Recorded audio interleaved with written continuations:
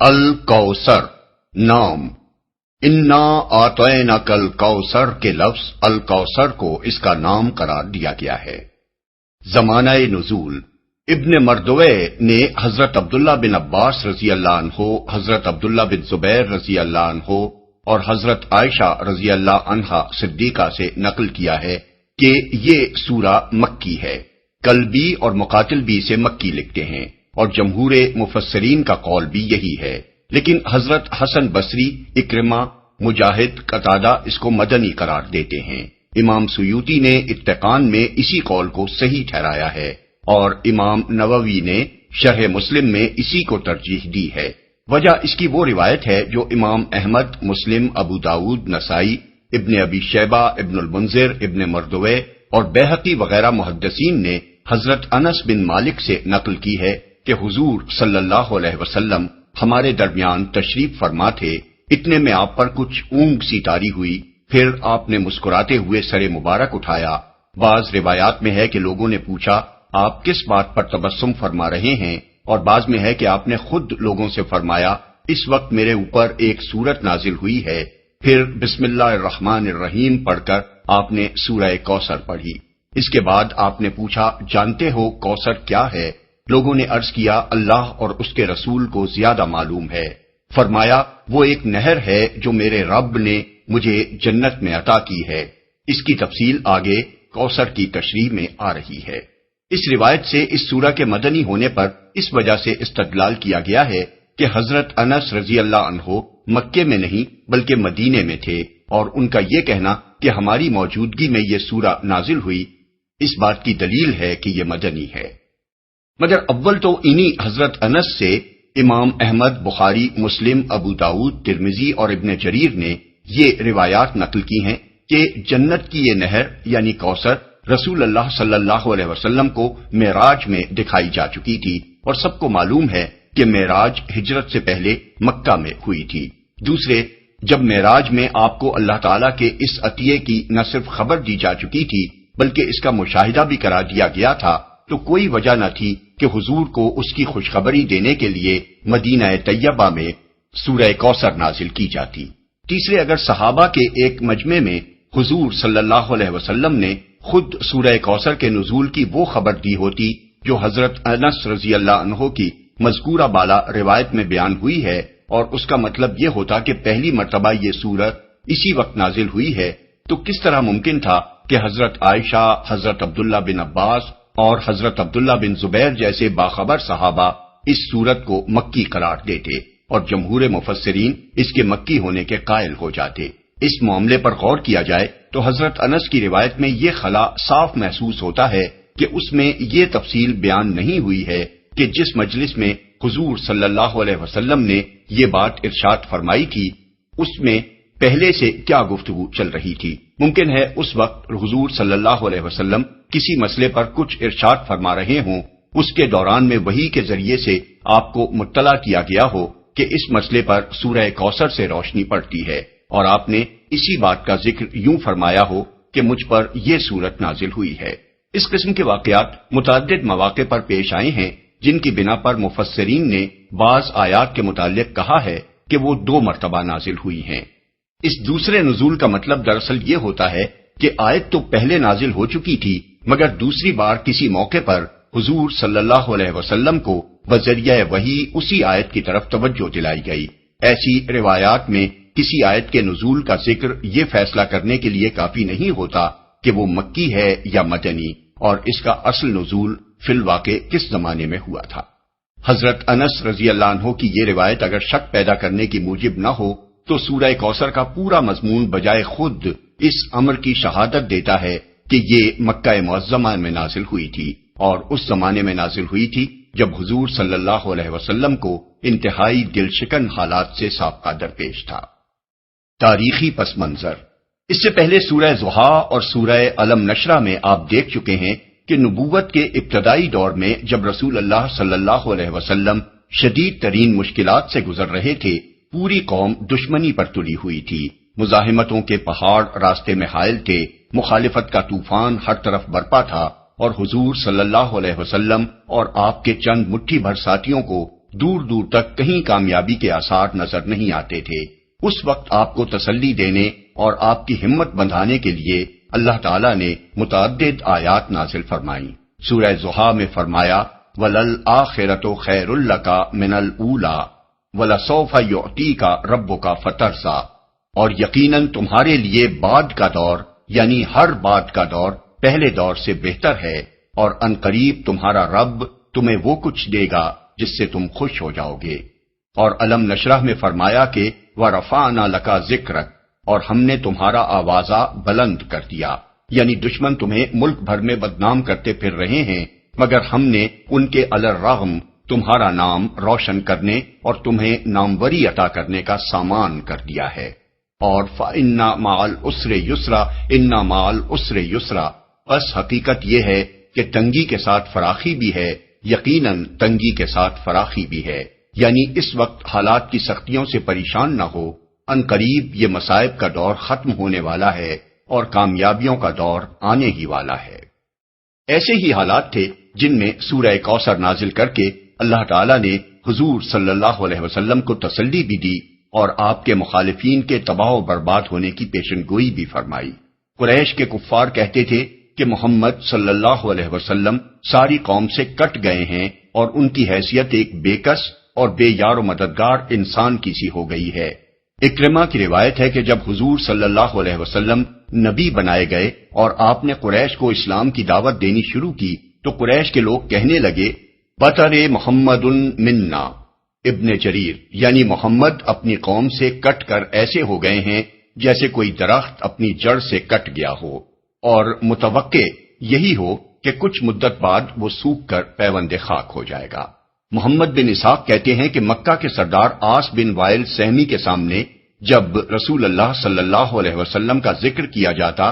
تو وہ کہتا اجی چھوڑو انہیں، وہ تو ایک ابتر یعنی جڑ کٹے آدمی ہیں، ان کی کوئی اولاد نرینہ نہیں، مر جائیں گے تو کوئی ان کا نام لیوا بھی نہ ہوگا۔ شمر بن عطیہ کا بیان ہے کہ عقبہ بن ابی معیط بھی ایسی ہی باتیں حضور صلی اللہ علیہ وسلم کے متعلق کہا کرتا تھا۔ ابن جریر۔ ابن عباس کی روایت ہے کہ ایک دفعہ کعب بن اشرف مدینے کا یہودی سردار مکے آیا تو قریش کے سرداروں نے اس سے کہا کہ بھلا دیکھو تو صحیح اس لڑکے کو جو اپنی قوم سے کٹ گیا ہے اور سمجھتا ہے کہ یہ ہم سے بہتر ہے، حالانکہ ہم حج اور صدانت اور سقایت کے منتظم ہیں۔ بزار۔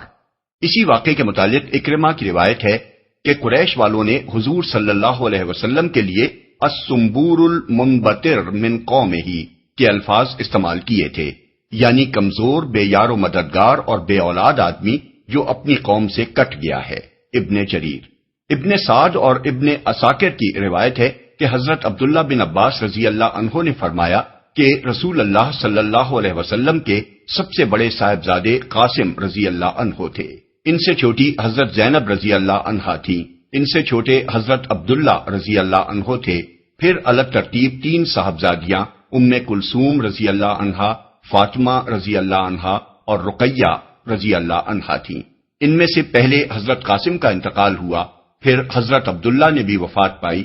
اس پر آس بن وائل نے کہا ان کی نسل ختم ہو گئی، اب وہ ابتر ہیں، یعنی ان کی جڑ کٹ گئی۔ بعض روایت میں یہ اضافہ ہے کہ آس نے کہا کہ محمد ابتر ہیں، ان کا کوئی بیٹا نہیں ہے جو ان کا قائم مقام بنے، جب وہ مر جائیں گے تو ان کا نام دنیا سے مٹ جائے گا اور ان سے تمہارا پیچھا چھوٹ جائے گا۔ عبد بن حمید نے ابن عباس رضی اللہ عنہ کی جو روایت نقل کی ہے اس سے معلوم ہوتا ہے کہ حضور صلی اللہ علیہ وسلم کے صاحبزادے عبداللہ کی وفات پر ابو جہل نے بھی ایسی ہی باتیں کہی تھیں۔ شمر بن عطیہ سے ابن ابی حاتم کی روایت ہے کہ حضور صلی اللہ علیہ وسلم کے اس غم پر خوشی مناتے ہوئے ایسے ہی کمینہ پن کا مظاہرہ عقبہ بن ابی معیط نے کیا تھا۔ عطا کہتے ہیں جب حضور صلی اللہ علیہ وسلم کے دوسرے صاحبزادے کا انتقال ہوا تو حضور صلی اللہ علیہ وسلم کا اپنا چچا ابو لہب، جس کا گھر بالکل حضور صلی اللہ علیہ وسلم کے گھر سے متصل تھا، دوڑا ہوا مشرکین کے پاس گیا اور ان کو یہ خوشخبری دی کہ بطر محمد اللیلہ، آج رات محمد لاولد ہو گئے یا ان کی جڑ کٹ گئی۔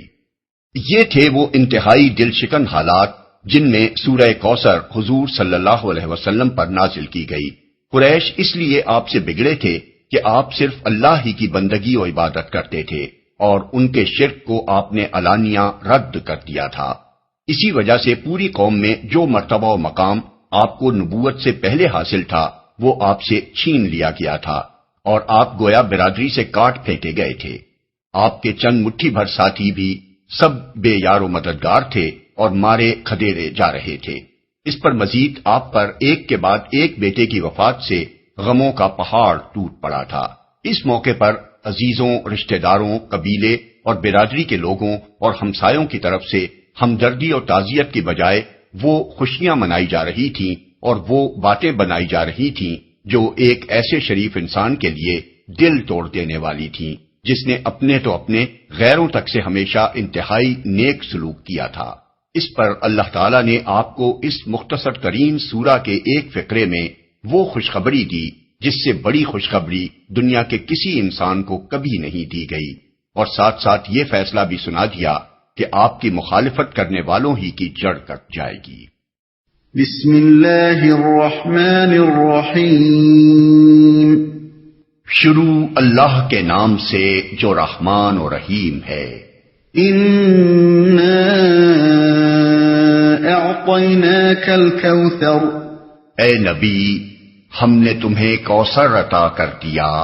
کوثر کا لفظ یہاں جس طرح استعمال کیا گیا ہے اس کا پورا مفہوم ہماری زبان تو درکنار شاید دنیا کی کسی زبان میں بھی ایک لفظ سے ادا نہیں کیا جا سکتا۔ یہ کثرت سے مبالغے کا صیغہ ہے جس کے لغوی معنی تو بے انتہا کثرت کے ہیں، مگر جس موقع پر اس لفظ کو استعمال کیا گیا ہے اس میں محض کثرت کا نہیں بلکہ خیر اور بھلائی اور نعمتوں کی کثرت اور ایسی کثرت کا مفہوم نکلتا ہے جو افراط اور فراوانی کی حد کو پہنچی ہوئی ہو، اور اس سے مراد کسی ایک خیر یا بھلائی یا نعمت کی نہیں بلکہ بے شمار بھلائیوں اور نعمتوں کی کثرت ہے۔ دیباچے میں اس سورہ کا جو پس منظر ہم نے بیان کیا ہے اس پر ایک مرتبہ پھر نگاہ ڈال کر دیکھیے۔ حالات وہ تھے جب دشمن یہ سمجھ رہے تھے کہ محمد صلی اللہ علیہ وسلم ہر حیثیت سے تباہ ہو چکے ہیں، قوم سے کٹ کر بے یار و مددگار رہ گئے، تجارت برباد ہو گئی، اولاد نرینہ تھی جس سے آگے ان کا نام چل سکتا تھا وہ بھی وفات پا گئی۔ بات ایسی لے کر اٹھے ہیں کہ چند گنے چنے آدمی چھوڑ کر مکہ تو درکنار پورے عرب میں کوئی اس کو سننا تک گوارا نہیں کرتا، اس لیے ان کے مقدر میں اس کے سوا کچھ نہیں کہ جیتے جی ناکامی و نامرادی سے دوچار رہیں اور جب وفات پا جائیں تو دنیا میں کوئی ان کا نام لیوا بھی نہ ہو۔ اس حالت میں جب اللہ تعالیٰ کی طرف سے یہ فرمایا گیا کہ ہم نے تمہیں کوثر عطا کر دیا تو اس سے خود بخود یہ مطلب نکلتا ہے کہ تمہارے مخالف بے وقوف تو یہ سمجھ رہے ہیں کہ تم برباد ہو گئے اور نبوت سے پہلے جو نعمتیں تمہیں حاصل تھیں وہ بھی تم سے چھن گئیں، لیکن حقیقت یہ ہے کہ ہم نے تمہیں بے انتہا خیر اور بے شمار نعمتوں سے نواز دیا ہے۔ اس میں اخلاق کی وہ بے نظیر خوبیاں بھی شامل ہیں جو حضور کو بخشی گئیں، اس میں نبوت اور قرآن اور علم اور حکمت کی وہ عظیم نعمتیں بھی شامل ہیں جو آپ کو عطا کی گئیں، اس میں توحید اور ایک ایسے نظام زندگی کی نعمت بھی شامل ہے جس کے سیدھے سادھے عام فہم، عقل و فطرت کے مطابق اور جامع و ہمگیر اصول تمام عالم میں پھیل جانے اور ہمیشہ پھیلتے ہی چلے جانے کی طاقت رکھتے ہیں۔ اس میں رفع ذکر کی نعمت بھی شامل ہے جس کی بدولت حضور کا نام نامی 1400 برس سے دنیا کے گوشے گوشے میں بلند ہو رہا ہے اور قیامت تک بلند ہوتا رہے گا۔ اس میں یہ نعمت بھی شامل ہے کہ آپ کی دعوت سے بالآخر ایک ایسی عالمگیر امت وجود میں آئی جو دنیا میں ہمیشہ کے لیے دین حق کی علمبردار بن گئی، جس سے زیادہ نیک اور پاکیزہ اور بلند پایا انسان دنیا کی کسی امت میں کبھی پیدا نہیں ہوئے، اور جو بگاڑ کی حالت کو پہنچ کر بھی دنیا کی سب قوموں سے بڑھ کر خیر اپنے اندر رکھتی ہے۔ اس میں یہ نعمت بھی شامل ہے کہ حضور نے اپنی آنکھوں سے اپنی حیات مبارکہ ہی میں اپنی دعوت کو انتہائی کامیاب دیکھ لیا اور آپ کے ہاتھوں سے وہ جماعت تیار ہو گئی جو دنیا پر چھا جانے کی طاقت رکھتی تھی۔ اس میں یہ نعمت بھی شامل ہے کہ اولاد نرینہ سے محروم ہو جانے کی بنا پر دشمن تو یہ سمجھتے تھے کہ آپ کا نام و نشان دنیا سے مٹ جائے گا، لیکن اللہ نے صرف یہی نہیں کہ مسلمانوں کی صورت میں آپ کو وہ روحانی اولاد عطا فرمائی جو قیامت تک تمام روئے زمین پر آپ کا نام روشن کرنے والی ہے، بلکہ آپ کی صرف ایک ہی صاحبزادی حضرت فاطمہ سے آپ کو وہ جسمانی اولاد بھی عطا کی جو دنیا بھر میں پھیلی ہوئی ہے اور جس کا سارا سرمایہ افتخار ہی حضور سے اس کا انتساب ہے۔ یہ تو وہ نعمتیں ہیں جو اس دنیا میں لوگوں نے دیکھ لیں کہ وہ کس فراوانی کے ساتھ اللہ نے اپنے حبیب صلی اللہ علیہ وسلم کو عطا فرمائی۔ ان کے علاوہ کوثر سے مراد دو مزید ایسی عظیم نعمتیں بھی ہیں جو آخرت میں اللہ تعالیٰ آپ کو دینے والا ہے۔ ان کو جاننے کا کوئی ذریعہ ہمارے پاس نہ تھا، اس لیے رسول اللہ صلی اللہ علیہ وسلم نے ہمیں ان کی خبر دی اور بتایا کہ کوثر سے مراد وہ بھی ہیں، ایک حوض کوثر جو قیامت کے روز میدان حشر میں آپ کو ملے گا، دوسرے نہر کوثر جو جنت میں آپ کو عطا فرمائی جائے گی۔ ان دونوں کے متعلق اس کثرت سے احادیث حضور سے منقول ہوئی ہیں اور اتنے کثیر راویوں نے ان کو روایت کیا ہے کہ ان کی صحت میں کسی شبہ کی گنجائش نہیں۔ حوض کوثر کے متعلق حضور نے جو کچھ فرمایا ہے وہ یہ ہے: نمبر 1، یہ حوض قیامت کے روز آپ کو عطا ہوگا اور اس سخت وقت میں جبکہ ہر ایک العطش کر رہا ہوگا، آپ کی امت آپ کے پاس اس پر حاضر ہوگی اور اس سے سیراب ہوگی، آپ اس پر سب سے پہلے پہنچے ہوئے ہوں گے اور اس کے وسط میں تشریف فرما ہوں گے۔ آپ کا ارشاد ہے: وہ حوض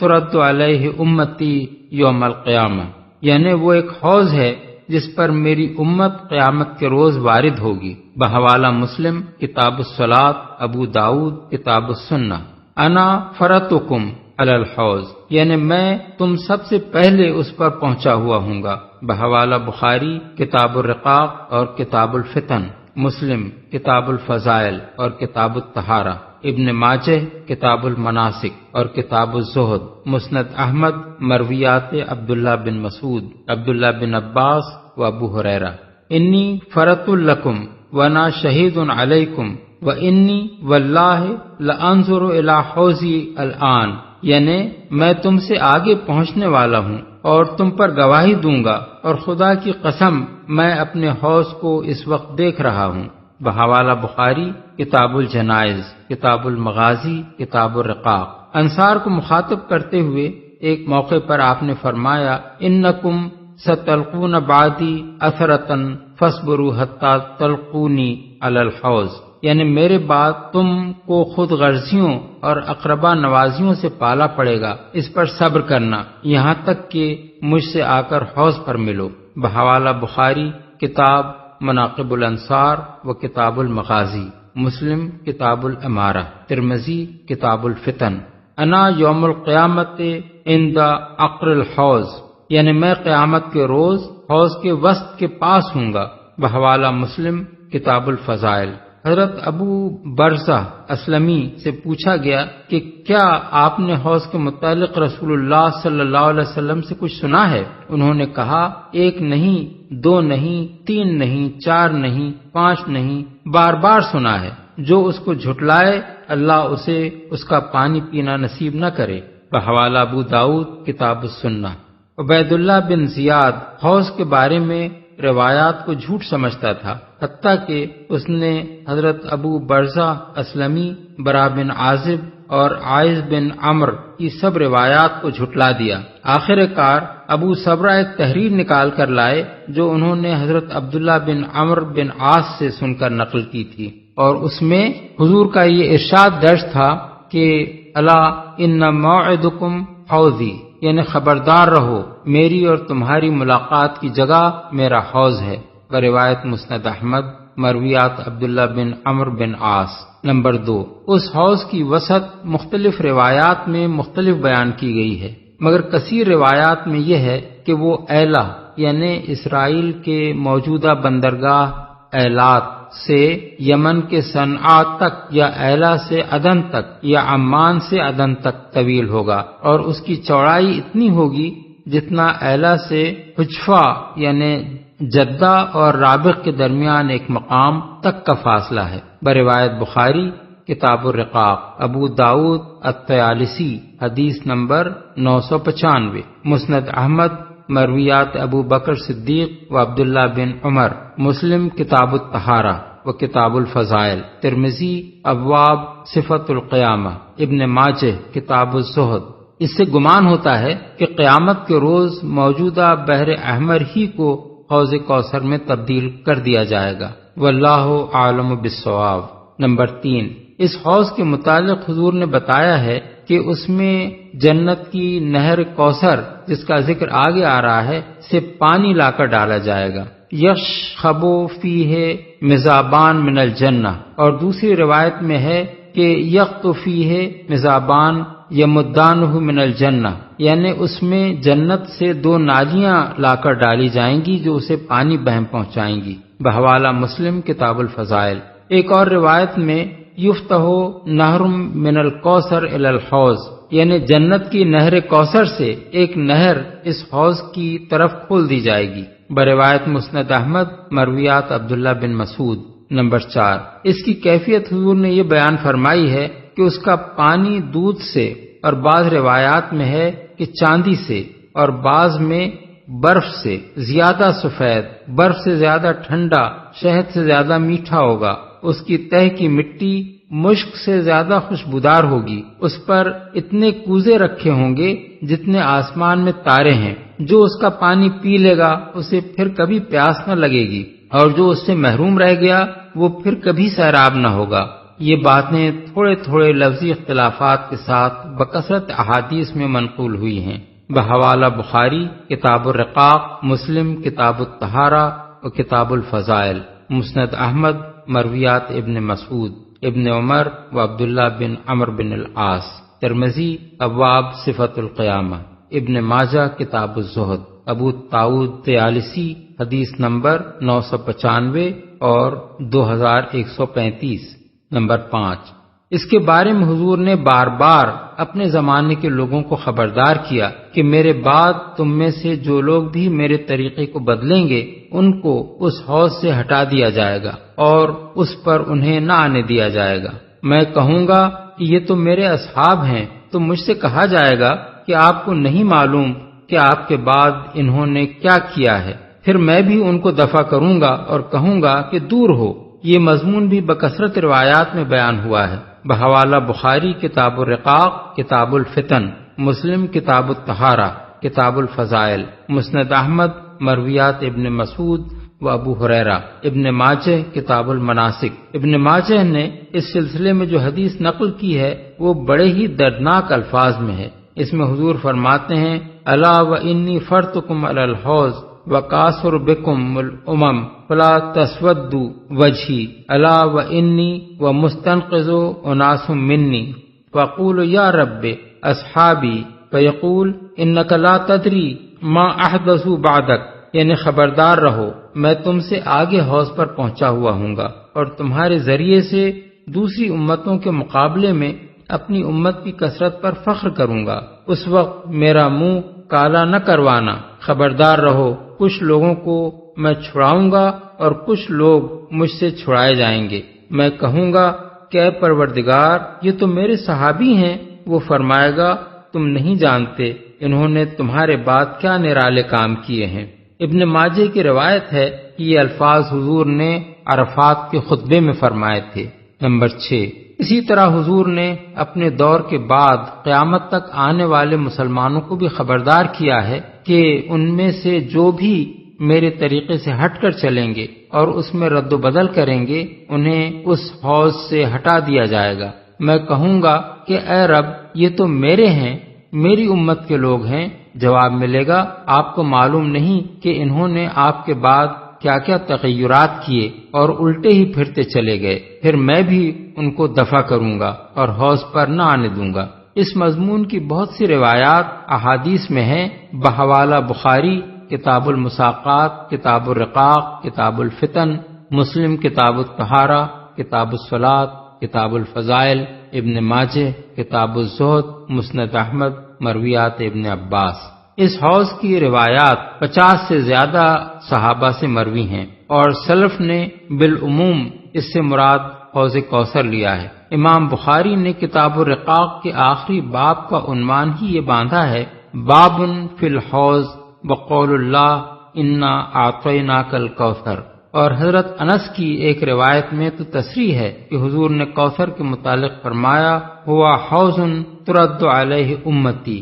وہ ایک حوض ہے جس پر میری امت وارد ہوگی۔ جنت میں کوثر نامی جو نہر رسول اللہ صلی اللہ علیہ وسلم کو عطا کی جائے گی، اس کا ذکر بھی بکثرت روایات میں آیا ہے۔ حضرت انس سے بہت سی روایات نقل ہوئی ہیں جن میں وہ فرماتے ہیں، اور بعض روایات میں صراحت ہے کہ رسول اللہ صلی اللہ علیہ وسلم کے قول کی حیثیت سے بیان کرتے ہیں کہ معراج کے موقع پر حضور کو جنت کی سیر کرائی گئی، اور اس موقع پر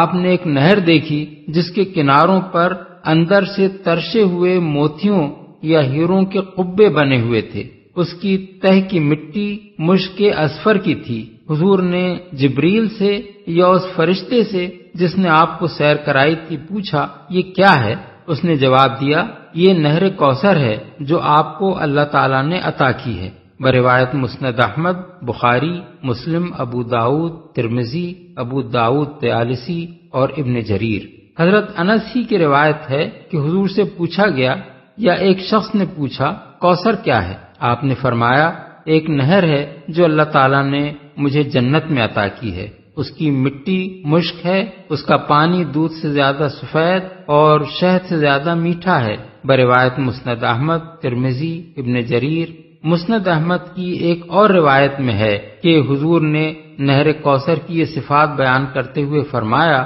اس کی تہ میں کنکریوں کے بجائے موتی پڑے ہوئے ہیں۔ ابن عمر فرماتے ہیں کہ حضور نے ارشاد فرمایا کہ کوثر جنت میں ایک نہر ہے جس کے کنارے سونے کے ہیں، وہ موتیوں اور ہیروں پر بہہ رہی ہے، یعنی کنکریوں کی جگہ اس کی تہ میں یہ جواہر پڑے ہوئے ہیں۔ اس کی مٹی مشک سے زیادہ خوشبودار ہے، اس کا پانی دودھ سے یا برف سے زیادہ سفید ہے، برف سے زیادہ ٹھنڈا اور شہد سے زیادہ میٹھا ہے۔ بروایت مسند احمد، ترمذی، ابن ماجہ، ابن ابی حاتم، دارمی، ابو داؤد طیالسی، ابن المنذر، ابن مردوہ، ابن ابی شیبہ۔ اسامہ بن زید کی روایت ہے کہ رسول اللہ صلی اللہ علیہ وسلم ایک مرتبہ حضرت حمزہ کے ہاں تشریف لے گئے، وہ گھر پر نہ تھے۔ ان کی اہلیہ نے حضور کی تواضع کی اور دوران گفتگو عرض کیا کہ میرے شوہر نے مجھے بتایا ہے کہ آپ کو جنت میں ایک نہر عطا کی گئی ہے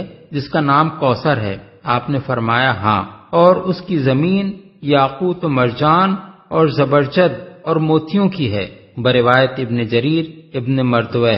اس کی سند اگرچہ ضعیف ہے مگر اس مضمون کی کثیر التعداد روایات کا موجود ہونا اس کو تقویت پہنچاتا ہے۔ ان مرفوع روایات کے علاوہ صحابہ اور تابعین کے بکثرت اقوال احادیث میں نقل ہوئے ہیں جن میں وہ کوثر سے مراد جنت کی یہ نہر لیتے ہیں اور اس کی وہی صفات بیان کرتے ہیں جو اوپر گزری ہیں۔ مثال کے طور پر حضرت عبداللہ بن عمر، حضرت عبداللہ بن عباس، حضرت انس بن مالک، حضرت عائشہ، مجاہد اور ابو العالیہ کے اقوال مسند احمد، بخاری، ترمذی، نسائی، ابن مردوہ، ابن جریر اور ابن ابی شیبہ وغیرہ محدثین کی کتابوں میں موجود ہیں۔ فَصَلِّ لِرَبِّكَ وَانْحَرْ، پس تم اپنے رب ہی کے لیے نماز پڑھو اور قربانی کرو۔ اس کی مختلف تفسیریں مختلف بزرگوں سے منقول ہیں۔ بعض حضرات نے نماز سے مراد 5 وقتہ فرض نماز لی ہے، بعض اس سے بقر عید کی نماز مراد لیتے ہیں اور بعض کہتے ہیں کہ بجائے خود نماز مراد ہے۔ اسی طرح ونحر یعنی نحر کرو سے مراد بعض جلیل القدر بزرگوں سے یہ منقول ہے کہ نماز میں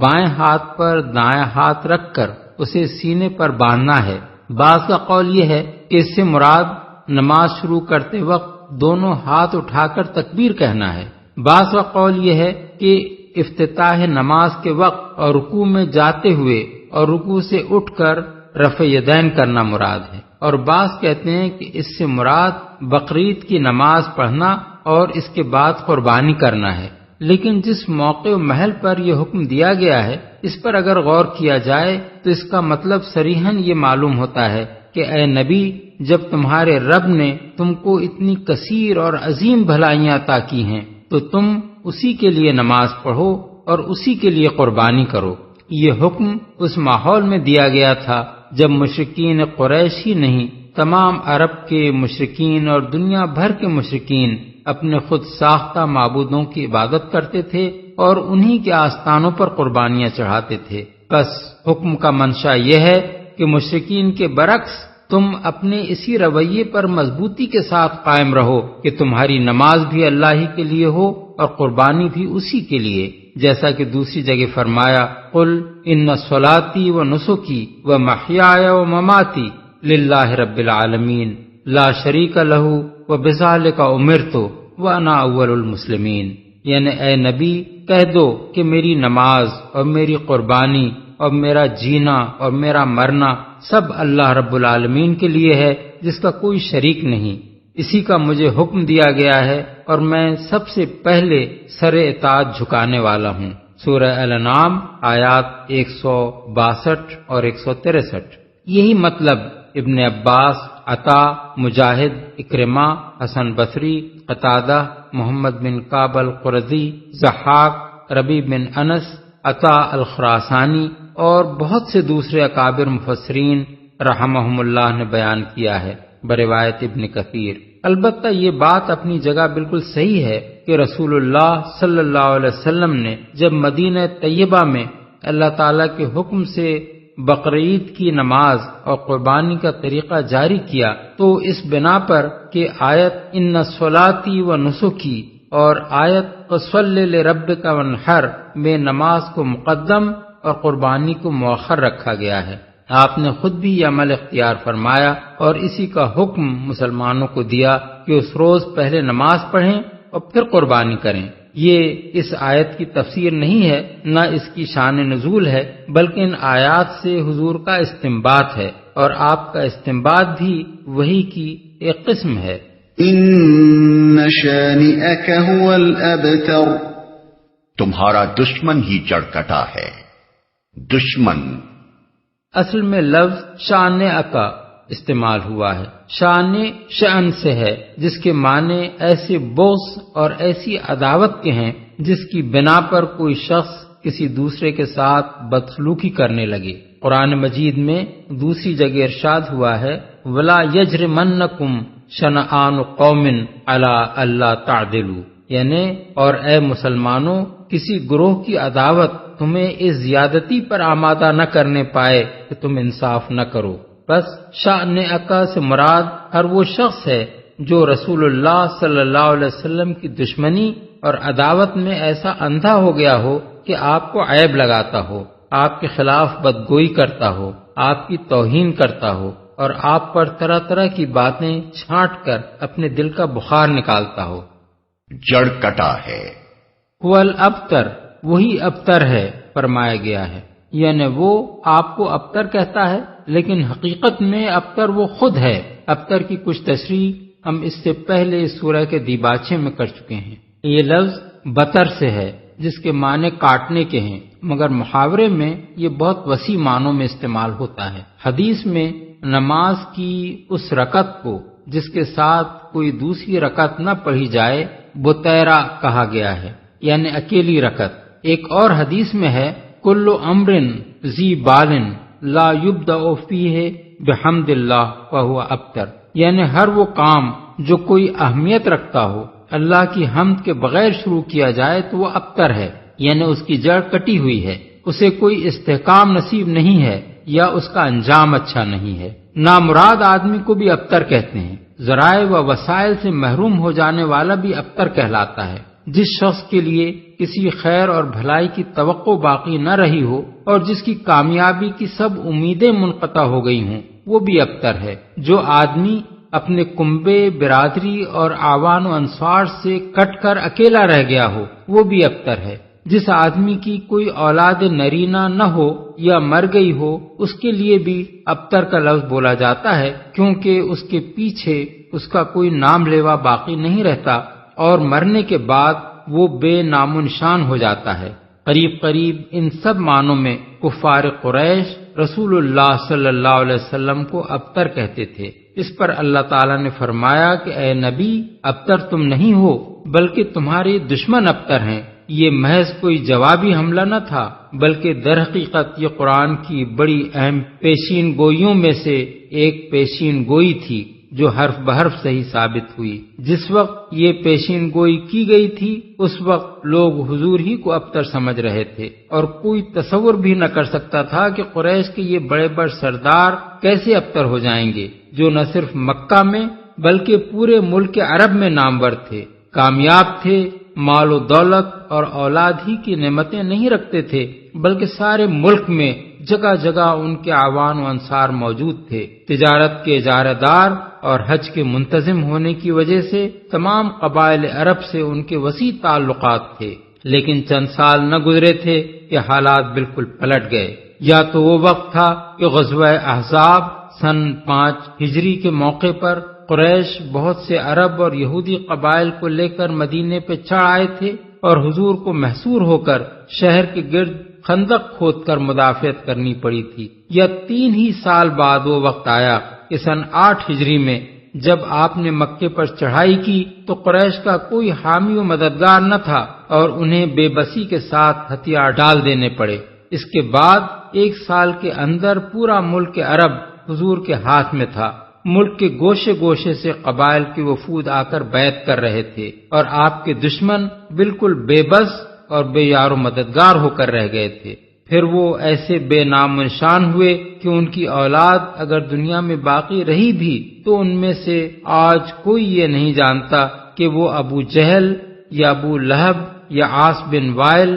یا عقبہ بن ابی معیط وغیرہ اعداء اسلام کی اولاد میں سے ہے، اور جانتا بھی ہو تو کوئی یہ کہنے کے لیے تیار نہیں ہے کہ اس کے اسلاف یہ لوگ تھے۔ اس کے برعکس رسول اللہ صلی اللہ علیہ وسلم کی آل پر آج دنیا بھر میں درود بھیجا جا رہا ہے۔ کروڑوں مسلمانوں کو آپ سے نسبت پر فخر ہے۔ لاکھوں انسان آپ ہی سے نہیں بلکہ آپ کے خاندان اور آپ کے ساتھیوں کے خاندانوں تک سے انتساب کو باعث عز و شرف سمجھتے ہیں۔ کوئی سید ہے، کوئی علوی ہے، کوئی عباسی ہے، کوئی ہاشمی ہے، کوئی صدیقی ہے، کوئی فاروقی، کوئی عثمانی، کوئی زبیری اور کوئی انصاری، مگر نام کو بھی کوئی ابو جہلی یا ابو لہبی نہیں پایا جاتا۔ تاریخ نے ثابت کر دیا کہ ابتر حضور نہیں بلکہ آپ کے دشمن ہی تھے اور ہیں۔